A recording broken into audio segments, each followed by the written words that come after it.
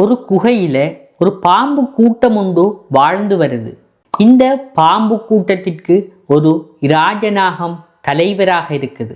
அந்த பாம்பு கூட்டத்தை எதிரிகள் யாராவது தாக்க வந்தால் உடனே ராஜநாகம் எழுந்து நின்று படமெடுத்து ஆடும். இதனை பார்த்த எதிரிகள் உடனே பின்வாங்கிவிடும். இப்போ நாகத்திற்கு வயதாகிவிட்டது.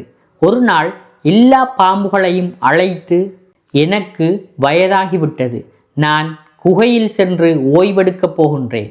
இந்த பாம்புகளுக்கான தலைமை பொறுப்பை யாராவது ஏற்றுக்கொள்ளுங்கள் என்று கூறுகின்றது. அப்போது அந்த பாம்பு கூட்டத்திலிருந்த வயதில் மூத்த தண்ணீர் பாம்பொன்று தலைமை பொறுப்பை ஏற்றுக்கொள்ள தயாராகின்றது. பொறுப்பும் ஒப்படைக்கப்படுகின்றது.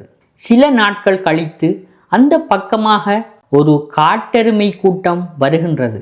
இப்போது ஏனைய பாம்புகள் தலைமை பாம்பிடம் சென்று, இந்த எருமை கூட்டம் எம்மை கடந்து சென்றால் எருமைகளின் காலில் சிக்கி எமது குட்டிகள் இறந்துவிடும். ஆகவே நீங்கள் சென்று இந்த எருமைகளை திசை திருப்பி விடுங்கள் என்று கூறுகின்றது. உடனே தயாராகிய தண்ணீர் பாம்பு நாகபாம்பு செய்வதைப் போல எருமை கூட்டத்தின் முன்னால் சென்று எழுந்து நின்று ஆட ஆரம்பிக்கின்றது. ஆனால் இந்த தண்ணீர் பாம்பை பார்த்து எந்த எருமையும் பயப்படவில்லை.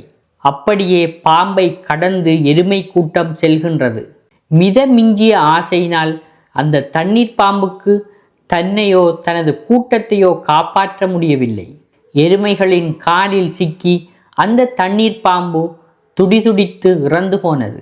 எப்போதுமே வயதிற்கும் தலைமைத்துவத்திற்கும் இடையில் இருக்கின்ற தொடர்பை விட ஆளுமைக்கும் தலைமைத்துவத்திற்கும் இடையில் இருக்கின்ற தொடர்புகள்தான் அதிகம் நண்பர்களே. வயது மூப்பினால் தலைமைத்துவத்தை கையேற்பதை விட ஆளுமையுடனும் தகுதியுடனும் கையேற்கப்படுகின்ற தலைமைத்துவம்தான் பாதுகாப்பான சிறந்த தலைமைத்துவமாக இருக்கும்.